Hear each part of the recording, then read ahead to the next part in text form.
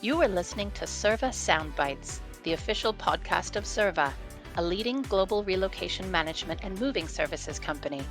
Let's get started.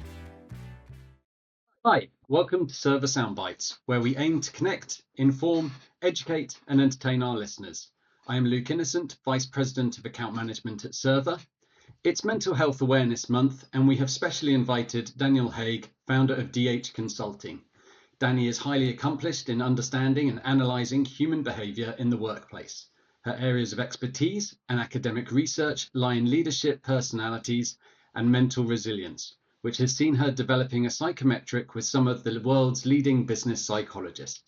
Very impressive, Danny, and welcome to Serva Soundbites. Thank you so really much, nice to have you. It's such a pleasure to be here. Oh, it's fab to have you. So why is mental health important? Well, May is Mental Health Awareness Month. We want to shed light on this topic, especially mental health in the workplace.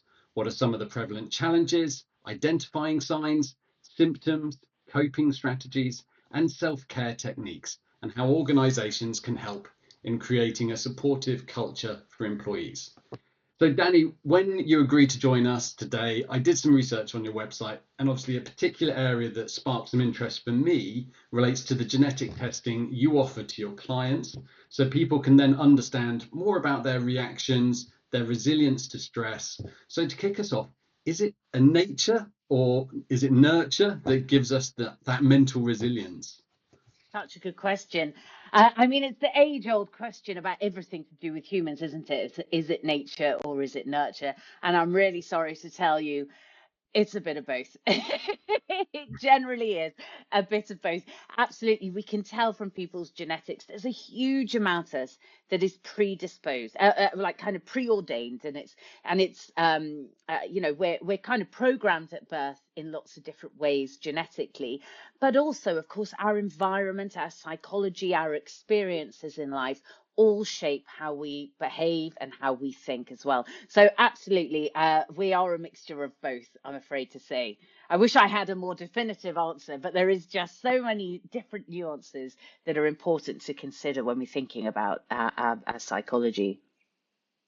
Well, it feels like it's just another thing that I can blame my family for when it comes to how I deal with things.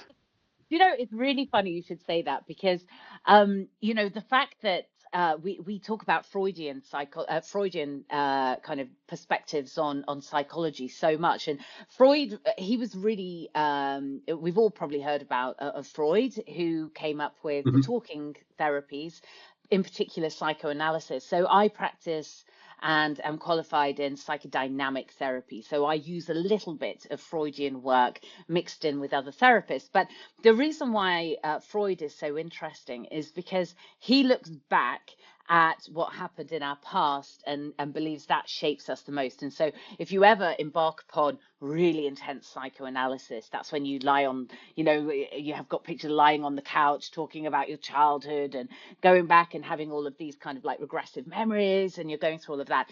That's Freudian kind of psychoanalysis. Not all talking therapies are like that. But because that was so popular, that's what people think is like the main important thing, is to look back, blame your family, blame your parents, I don't know, bullies at school, that kind of thing. But actually, there are so many other approaches to psychology, mental health, understanding that actually don't reflect on that at all. I think it's a little bit, but actually, a lot of things are about how do we approach life right now and how do we build forward instead of blaming everything on the past. But it is a really interesting thing, and I could talk about that. Maybe that's another podcast for another day. No, but I was going to say, well, interesting, and as you say, that's kind of more the nature side. I mean, Yeah. from my own personal perspective, I have seen a psychologist, but I went through a major life-changing event when my sister passed away, Yeah. and that was a whole different kind of trigger. So I guess when it comes to mental health, how do we identify those triggers? Oh, big question. I think mental health itself, I deliver a lot of training, in fact, for Server as well, and lots of clients. And sometimes we have to go back to absolute basics when we're talking about mental health, when we're talking about lots of different things. So, for example, what is mental health? So, if I said to you now, Luke, can you define mental health? I asked this question of attendees So thousands of people a year. It's really hard to define these things that we talk about all the time. So I think defining that, first of all, is the most important thing. So when I think about mental health, I would describe it as mental health being about how we think, it's how we feel, and how we behave. And it's our ability to handle stress, how we relate to other people, how we make decisions, and how we cope with the ups and downs of life. So, just like physical health, everyone has mental health and it changes over time. And it depends on what's happening in our lives, our biology, and our environment. And ultimately, taking care of it is as important as taking care of our bodies. So, what can we take about that? How do we work out those triggers and what's going on mental health? Well, remember, mental health is on a spectrum. It isn't about not having mental illness, which is what lots of people think it is. So mental health is being in good mental health. That's not what it is at all. It's about it isn't just the absence of mental illness. We all have ups and downs over this spectrum depending on what's going on in our lives. So sometimes we feel really strong and resilient. Other days we struggle a little bit more, and that's perfectly normal. So I think, first of all, the most important thing is to understand what is mental health. Mhm. That takes that away a lot of the scaries, because we're like, oh God, is this mental health? Is it not? Actually, we can all, when we understand what it is, that really helps. And then understanding that we have ups and downs, and that's really normal. You're not necessarily in a crisis just because you're having a bad day. Sometimes you're just having a bad day. So I think it's really important that we know that. But other than that, if you think that there are some things that are triggering certain responses you don't quite feel yourself, no one knows you like you do. And you have to pay attention to yourself. And this is something that I say all the time. We don't pay enough attention to ourselves. We're so busy thinking about other people, thinking about what's going on in our lives, work, family, friends, relationships, all of these things. We really need to pay a good amount of attention to ourselves. Learn about who you are. Learn when something is a normal response for you, when something isn't. And only then will you start to understand when things are particularly triggering. Maybe it's a big life event, or maybe it's something small that's happening every so often. But only you will know that when you start to pay attention to you. I was going to say it's that self-awareness, isn't it, Yeah, piece? I mean, for almost sure. to your point, it might not necessarily be a major problem, or don't think that you're you need to go and see a doctor or anything. It can be these minor little triggers that happen throughout the Absolutely. working day, and it's just having some resilience or a technique that allows you to kind of go, no, I can deal with that scenario now, no problem. Horrible call I've just had, can't believe someone kicked off. Maybe it wasn't a me problem, but a you problem. Yes. But it's understanding those to then kind of go, yeah, do you know what? Okay, today was a tough day, but I'm okay. It's not Yes. that mental freshness to some extent.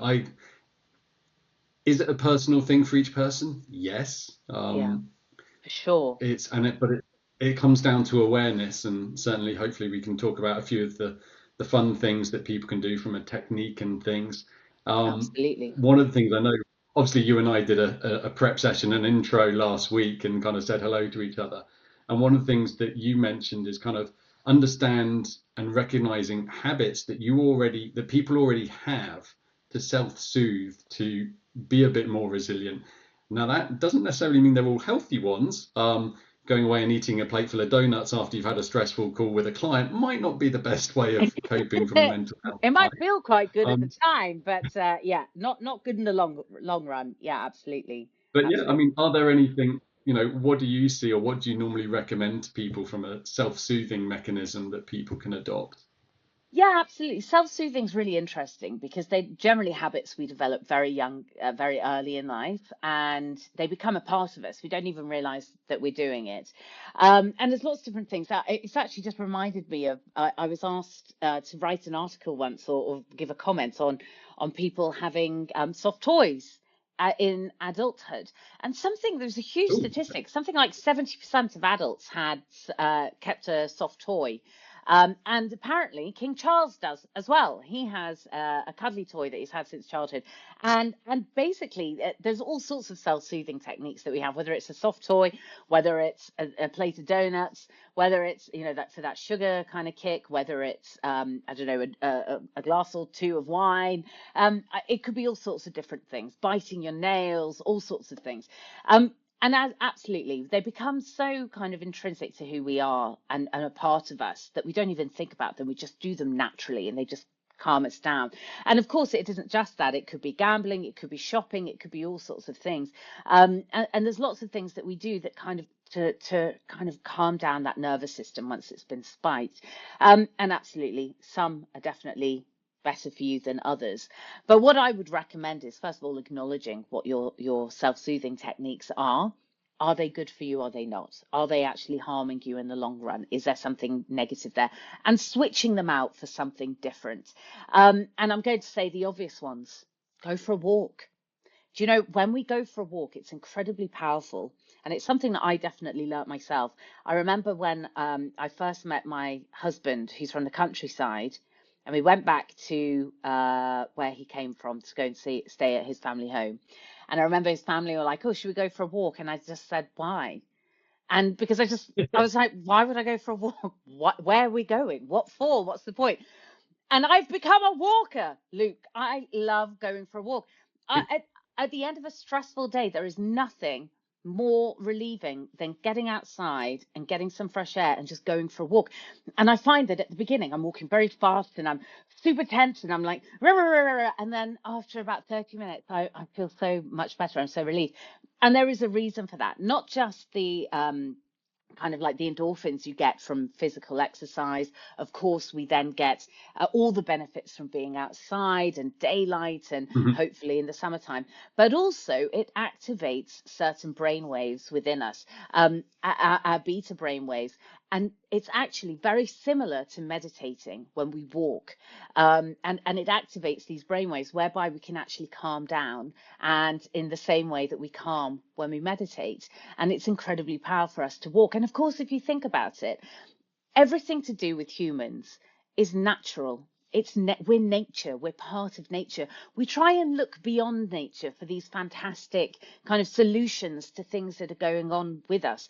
But we are one with nature. And so, engaging in nature, walking, exercising, doing all the things that we've been doing for millions of years are going to be some of the best things that we can do. So that to me is number one brilliant thing that we can do. Get outside, stretch your legs, walk, get the blood flowing.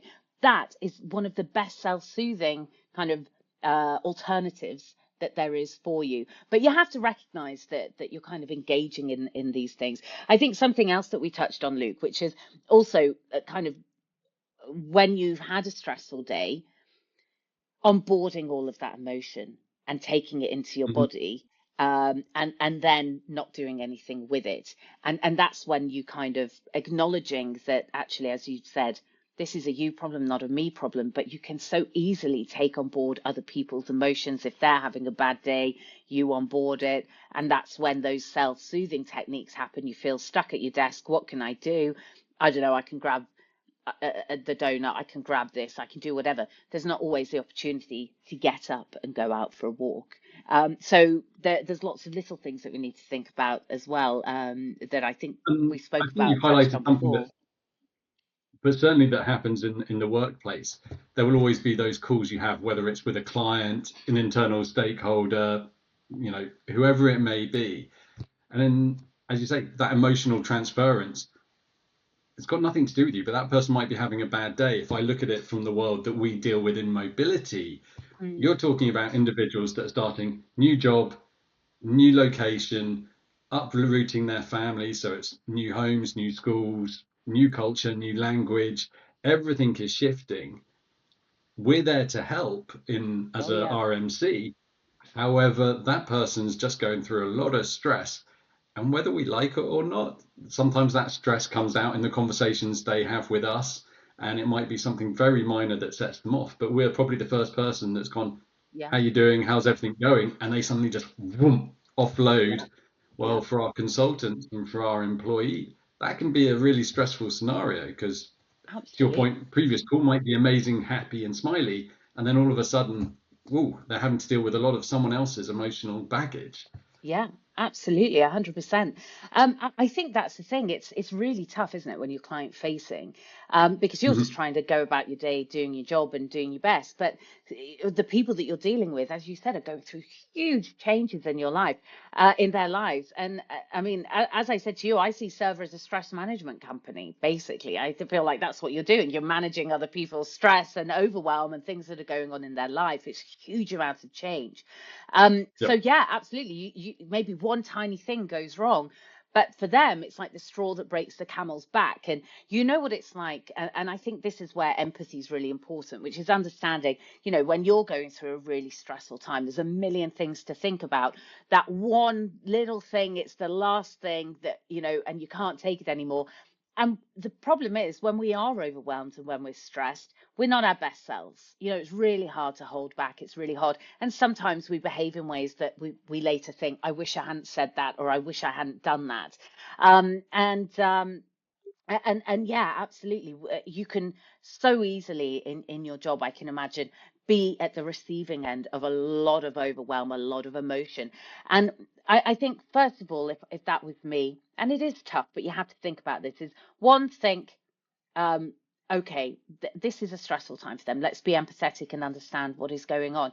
But just because someone is throwing their energy down the phone, on an email, or whatever it is, we don't need to pick it up. And I think that's the most important thing, because it's so easy to shovel it, take it, right, okay, yes, yes, yes, and take it personally. And then, we as I say, we're either working from home, so it's like all that stress feels like it's in our personal space, which is really overwhelming as well. Or we're in the office, we put it in our bags, we take it home, and we unleash it at home, and then everyone else gets the brunt of it. And so this energy is just passing around, this negative energy, from the client to you, to your family, to your friends, or to another colleague, or whatever it might be. So it's really important that we learn to go, okay, I understand what's going on with this person. I feel really empathetic towards them, but I need an on board what's going on here, because I know that I've done my best. I know that I'm trying really hard, and I understand this isn't a me problem. This is something that's going on with that person, and I'm going to try and understand them and kind of navigate this situation for them. But I don't need to onboard that emotion. That is not within my job description. That is not what I'm supposed to do. And, I don't have to do it. I can still be, in fact, I'm better at my job when I don't onboard those negative emotions. Because how do you feel when you've had a really, like, an interaction like that with someone, and you think, God, that wasn't fair. I didn't mean, that wasn't me. It wasn't my fault, Mhm. or it wasn't X, Y, Z. It makes you feel rubbish, right? Like it, and then that can then be your mood for the rest of the day, or it could impact your week, or it impacts the next call you have with the next client. So it's really, it's easy for us to feel really upset, but it's also really important to remember this isn't about me. I'm doing my best, that person's trying their best, but I need an onboard this emotion. And I think just even knowing that information and reminding yourself of that every day is really, really powerful. And it can be an incredibly good coping tool and technique to kind of protect our mental health and our mental space Yeah. as well, which is important. Empathy is good. Onboarding other people's emotions, not so great. That's what I'm hearing from that one.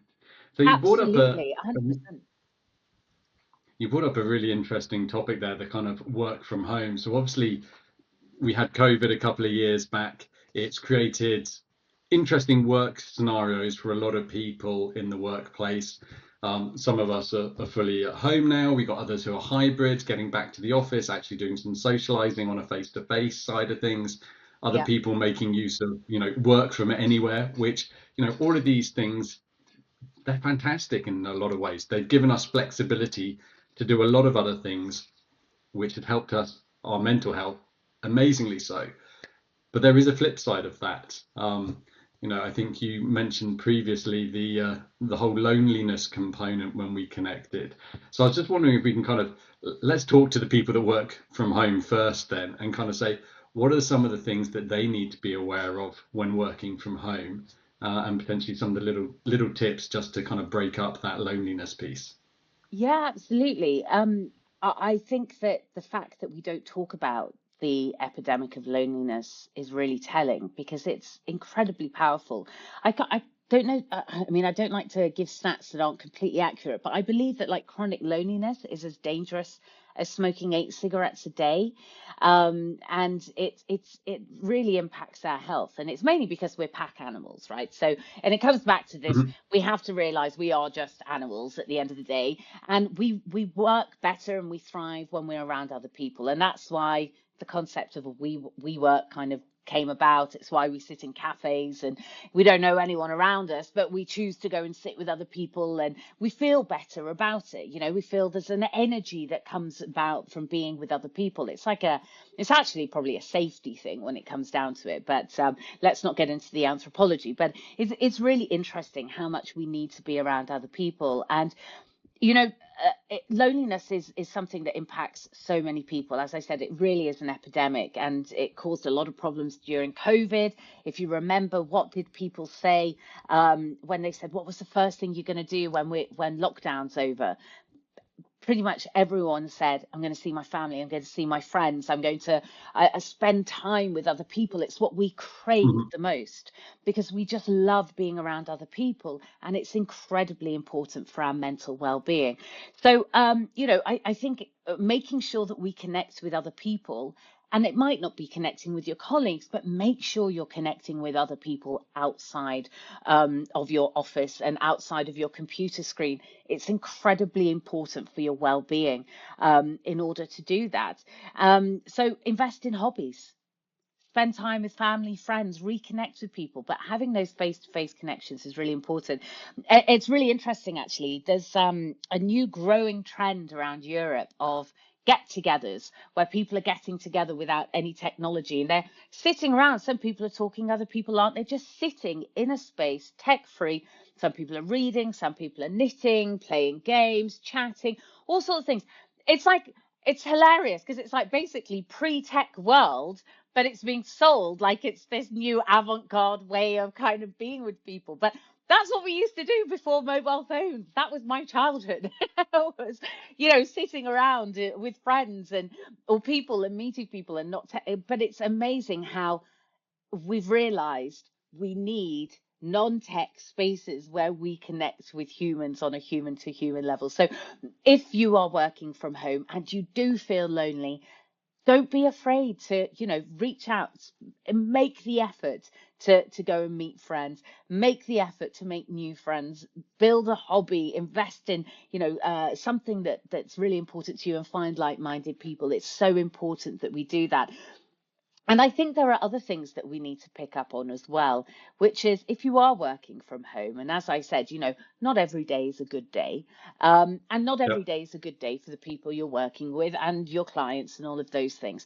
You're in your sacred home space. This is where it's supposed to feel like your sanctuary. It's your safe space in the world, is your home.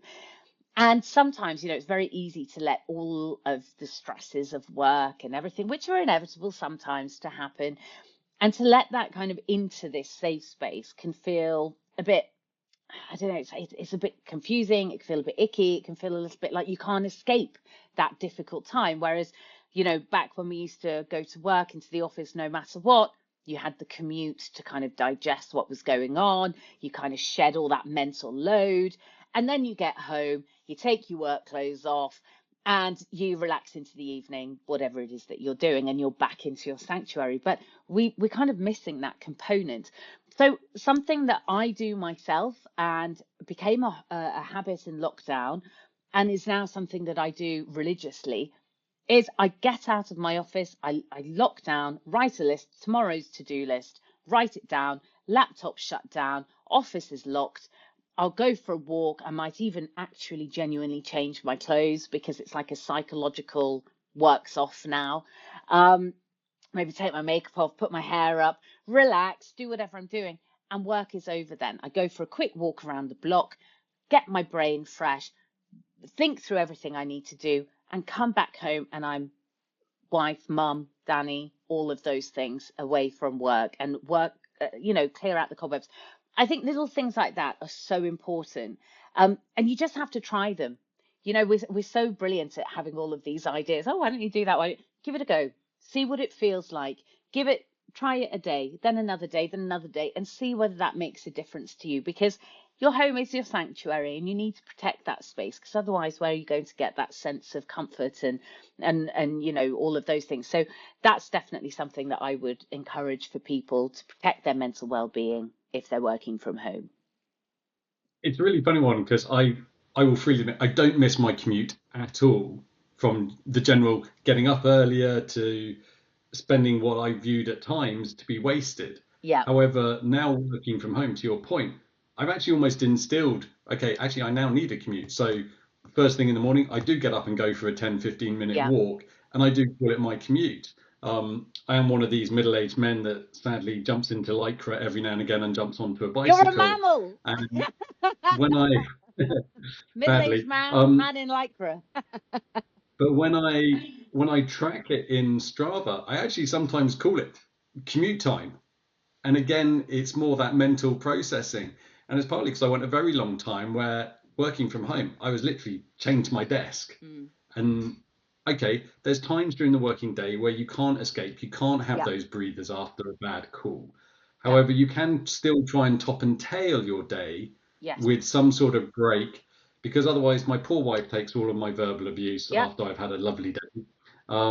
Or at least I'm pent up in a way Yeah, that, you're yeah, I just need. grumpy, yeah, all of those things. Yeah, totally get that. So, I mean, we've talked a lot about the physical rest, shall we call it that, where you have to take time away from your day. That's not always possible during No, the working day. yeah, So how do we kind of, I look at my calendar today. Sadly, it's a little bit back to back. yeah. If calls don't go well, what other things can we do that we're not emotionally pent up, and actually we go back to a more analytical approach to the next call? So I'm not literally going, that was a bad call that I had first thing at 8 o'clock, and Yeah, I'm literally carrying that, and it's getting yeah, worse throughout the day. yeah, yeah. Or even worse, you then have a meeting with your team or something and you offload it onto them. You don't necessarily know that you're doing it. So your team sits there thinking, have we done something wrong? What's going on here? Mhm. I'm confused. Am I going to get told off? Am I in trouble here? Then that impacts them with their clients, and it becomes this ripple effect that happens. So yeah, absolutely. Learning to put the stopgap is kind of like putting a dam in the emotional kind of river that's happening, and we need to learn to do that. And you're absolutely right. So what we're talking about here is emotion. These are emotions. They're feelings that are being passed on from one to another. Now, the brain cannot be emotional and logical at the same time. It's impossible. The brain isn't built to be able to think in both ways. So if you're feeling really overwhelmed, you're feeling upset, you're feeling angry, you're feeling resentful, any of these things, you're not thinking logically. You're only thinking with emotion. Now, how many times have you ever thought, oh, I wish I hadn't said that, or that wasn't the best thing to say? You probably were coming from an emotional space, because that's when, as I said, we're not our best selves when we're feeling really overwhelmed or really emotional. So what we need to do is switch our logical brain back on, because that's when we go, do you know what? The client didn't mean that when they said that. It's not me. So I'm okay. I can move on from this. And I just hope that they feel better soon. That's what we want to be Mhm. thinking. Or, my boss, I know they're really overwhelmed. It might be, I don't know, right now it's April, it's appraisal season. They're probably really overwhelmed as well. So do you know what? I understand where they're coming from. So what we really need is logic, not emotion. So what we need to do is switch our brain on to the other side of our brain. And a really easy thing that we can all do is actually play a little logical game. So a game of solitaire, a little Sudoku, something that requires our logical brain. Work through it, take a couple of minutes, and you will notice how you go, oh, okay, I feel better now. Now I can think things through.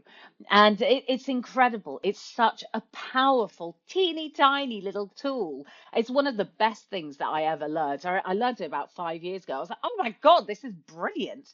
And I use it all the time whenever I need to. I work in an industry that is incredibly emotive. I'm always thinking about other people. what's going on. I'm listening and I'm absorbing, I'm imagining what it might be. And so over the years, and certainly as when you're in psychoanalysis training, you have to learn to kind of have a little bit of a barrier up so that you don't onboard the emotions all the time. This is a really useful trick. But also, I think it's being curious about what's going on and not necessarily thinking, this isn't about me. This is a them situation, and so on and so forth. But it's that logic that we need to get switched on. So that is the tool that I would recommend when we're super busy, back to back. You can find 2 or 3 minutes to go, okay, I'm going to play Sudoku quickly. And then you start to feel that relief. And it's such a brilliant little trick. So definitely give that one a go. So I'm going to say we kind of ticked off a few now. When I think about 7 fundamentals of resting our bodies and mind, we've had a little chat about the physical, the mental, the emotional side, social, getting together with people and Yeah. things. Touch briefly on hobbies, but obviously, there is the other side of creative rest. A lot of us sadly don't necessarily do work is not always our hobby for a lot of people. So we touched on kind of that creative stuff. The other fundamental of rest is the cellular rest.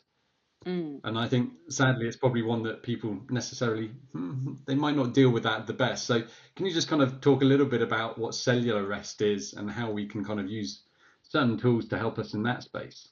Yeah, absolutely. I mean, I think we have to be thinking about when we think about cellular rest, it's like it's everything to do with our body, right? So we're thinking about how it's at a cellular level, our cells, Mhm. literally how we are. So it's everything to do with what we're doing with our body. So it's like, how is your sleep?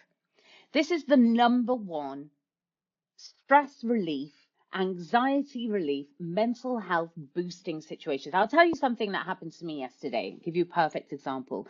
Um, so as I said, just had a little baby, 4-month-old little Bertie, and he's having problems eating, and it's all sorts of things. And as a parent or anybody who's a childcare, you know how stressful it is because every day I'm like, what's he eating? What's going on?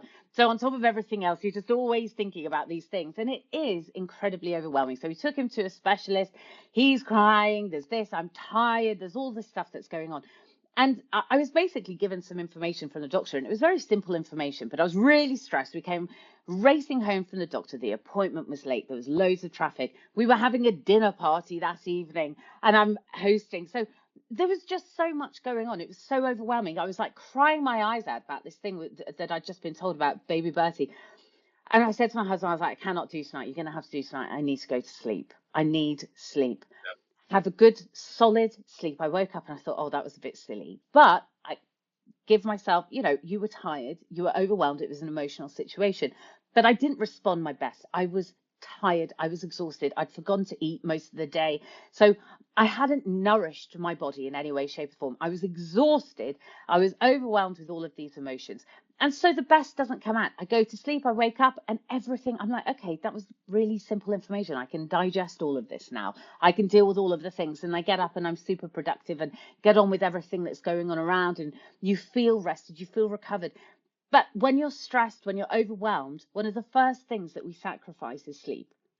And what happens is that sometimes not on purpose, but sometimes definitely on purpose. I don't know if you've ever heard of revenge sleep procrastination, which is where when we're feeling really stressed and overwhelmed, we stay up really late. And it's kind of like we Okay. want to give ourselves time to, I don't know, watch Netflix, scroll on social media, do something that's kind of like mind Okay, that I numbing, will but admit it's that's where I go down the yeah, as you say, that's normally where the phone comes out, and before you know it, you've killed an hour when actually you should have gone to bed. exactly that. And that's what I'm saying. We think that we're doing, it's kind of like we call it a revenge procrastination, but actually what you need to do is get some rest. You need rest. Sleep is the most important thing that we can, other than food and water, obviously. It is so important, and we do not give it the respect and the time that it deserves. Sleep is our best friend, basically, and we must encourage it. So having really, really good sleeping habits, as much as humanly possible, down at the same time, up at the same time. And I must say that's one of the good things about having a baby is I am so set in when I Children go to bed program, and that when I one. wake up, I have to. I can't do anything else. I have to because I've got someone else that I need to wake up for as well, not just, work and everything else. You have to do that. And so it impacts lots of other things. Also, having some screen-free time, an hour before bed. We all know the research. We all know that it's important because our brains see this blue light and it keeps us switched on. So our brains find it hard to shut down and actually get restful sleep. So an hour before bed, no screens. Read a book. Read a book. It's so good for you. It's really good. And I'll tell you a couple of reasons why. One, it's tiring in a good way, so it gets your brain tired because Yeah. it's like a creative thing. So your brain is being creative. It's not being fed information like watching a reel or social media or something like that is cheap entertainment. Whereas reading a book requires our brain to actively imagine what's going on. The technology, the way that social media and TV and everything is, that's cheap entertainment. But reading is the same as like wooden toys and things like that. It requires our brain to actively think about these things. That's when it stretches the brain, the neurons are stretching, I like the to think of it brain's as a getting good muscle creative. time. Yeah. Exactly. That's tiring for us. It's also kind of like a little bit of an escape so that when you are feeling stressed, it takes you to a whole new world. Reading is really good. Secondly, it's a flow activity. Now, flow activities I absolutely love. I learned about them years ago and I thought, what on earth is this about? Then I started researching it. So there's a really famous he died recently, Hungarian American psychologist called Mihaly Csikszentmihalyi. I love saying his name so much. And he basically dedicated his entire life to understanding what is human happiness. And his belief is that it's something called flow. Now, have you ever done anything in life? I'm sure you all have. Everyone will have done, where time just evaporates, not from social media, but when you're doing something. It could be I don't know, playing a sport. It could be gardening, could be knitting, could be playing a game, chatting with friends, and baking, cooking, all of these activities in our lives where time just disappears. And apparently, according to Mihaly Csikszentmihalyi, that is when humans are at peak happiness. It's when we are somewhat challenged, we are having to stretch ourselves, we have some skill and capability at it, but that is when the brain is really happy, and reading is one of those activities. So entering into a flow activity where you are feeling incredibly happy in a kind of cellular level, you are feeling joy, your brain is being stretched a little bit just before bed, is one of the best things that you can actually do. So yes, switch off the screens, don't procrastinate, give yourself set times when you go to sleep every day, when you wake up every morning, all the basics, and invest in some kind of flow activity during the day, read before bed. That is one of the best things that you can do. So really working on your sleep. And then, of course, nutrition is invaluable. Understanding what food you're putting into your body is really important as well. So that I would say those are the two things I would be thinking about when it comes to cellular stress management. And it's something that we teach a lot at DH. When coming back to the genetic test that you saw, Brilliance Through Resilience, we actually, based on your genetics, there are certain food supplements and things that you should be having to support your stress management. So looking into things like that is really important and valuable. Yeah, I was bitterly disappointed when I actually downgraded the volume of coffee I was having per day, and then actually for the last year I've switched to decaf, if no coffee, and I was bitterly disappointed that it worked, and I was much more level. Those peaks and Yes. troughs that you mentioned at the beginning of our Oh, yeah. conversation, I wasn't peaking quite as much, but I wasn't dipping Yeah. nearly quite Yeah. so much. Yeah. Yeah.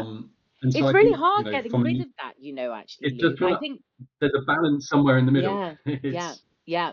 Goodness me, I'm one of those people I lie in bed at night dreaming about and getting really happy about the fact that I'm going to have coffee in the morning. I absolutely cannot be. Do you know what? It's so funny. Before lockdown, I thought I had a serious anxiety problem.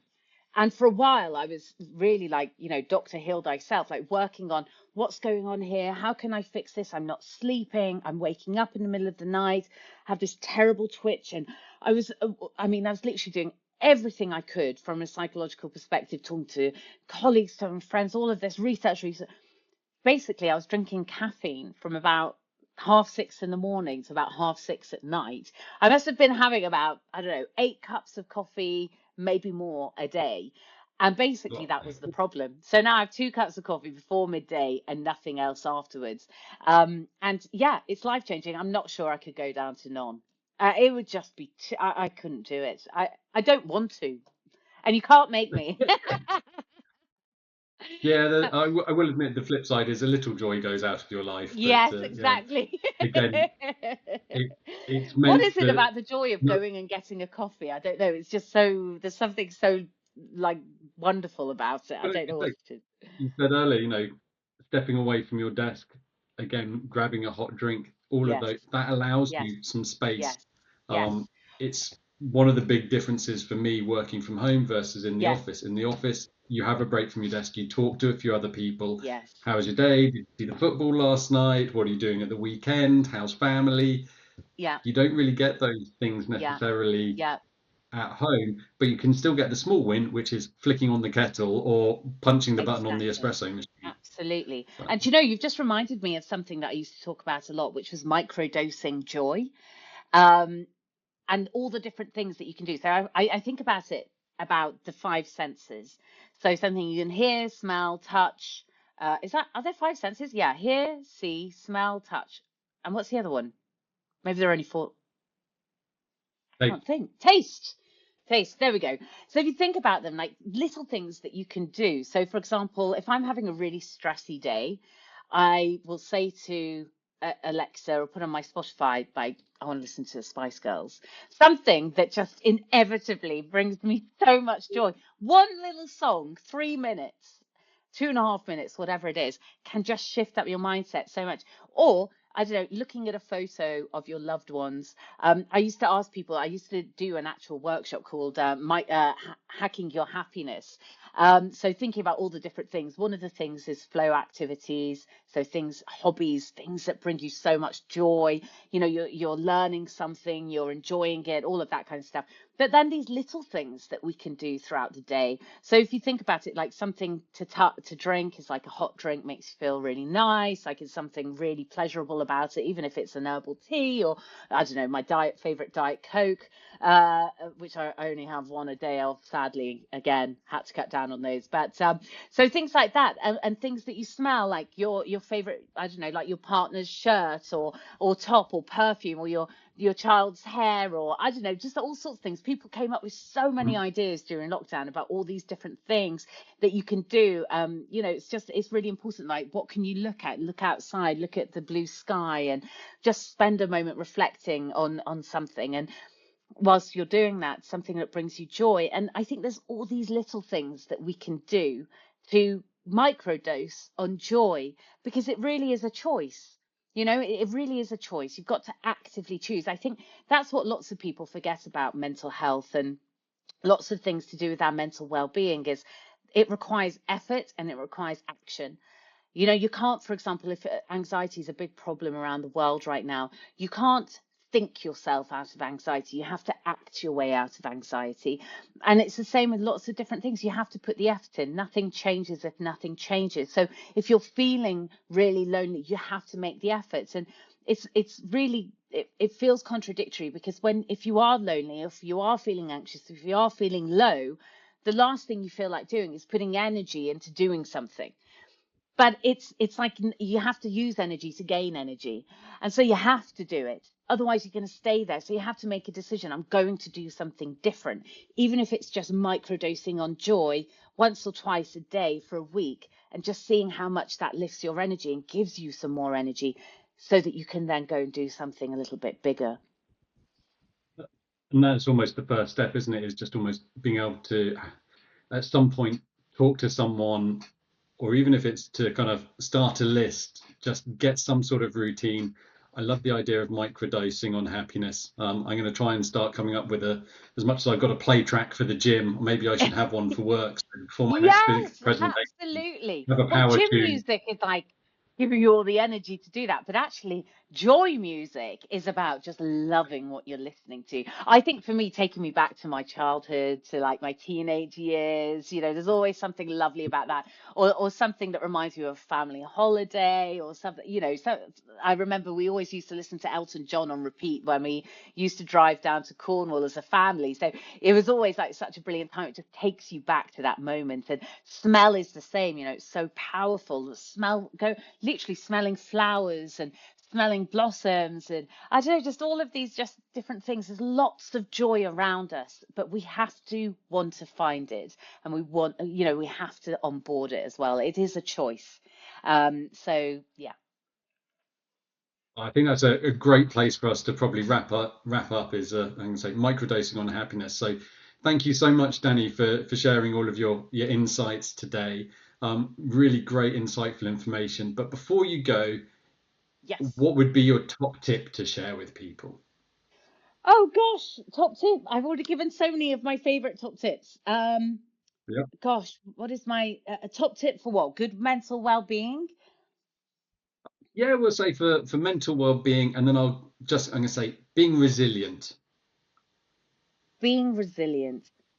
I think the top tip is for being resilient is probably taking complete accountability for yourself. And I know, oh, wow, that's a big one, right? So, big tip. But for me, it was a game changer. And I'll tell you a really quick story because I know we all have to go.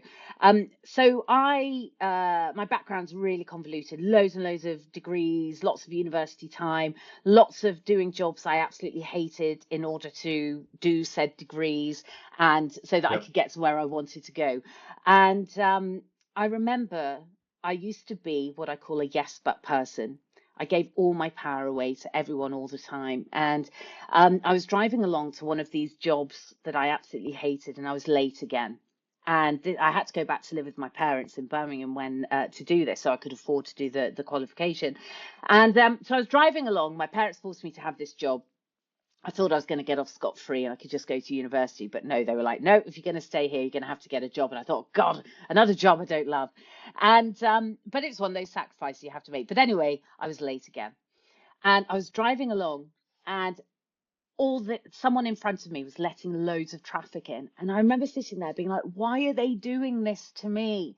And these are the exact words I thought. Why is this person doing this to me?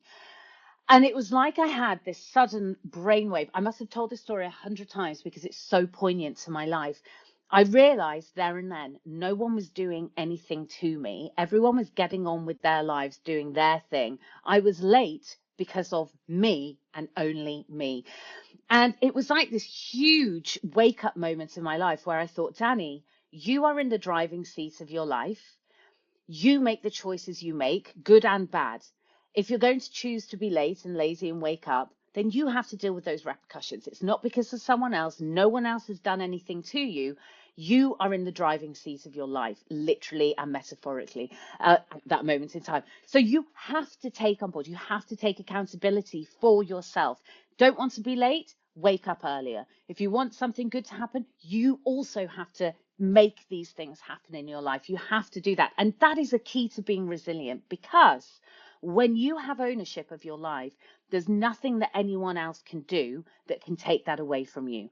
You are literally there. You own everything, the good and the bad. And it's incredibly empowering. It's one of the best things that you can decide to do, is take complete accountability for everything. And we call it an internal locus of control in psychology, where you own your destiny. When you have an external locus of control, other people's moods, other people's behaviors, other people's actions dictate your mood and your actions and your behavior, and you're out of control. You become a victim of life. I believe in being a victor of life with complete accountability. Amazing. Thank you, Dan. That was great. So it's such a pleasure to have you on our show today. Once again, everyone, listeners, thank you for listening to Server Soundbites. If you enjoy our show, please click subscribe and share, and be sure to come back next time. If you have any questions or comments, please feel free to drop us a note at soundbites@server.com. Until then, this is Luke and Danny, and don't forget, Server provides everything needed to move talent and deliver experience. See you next time. Thank you.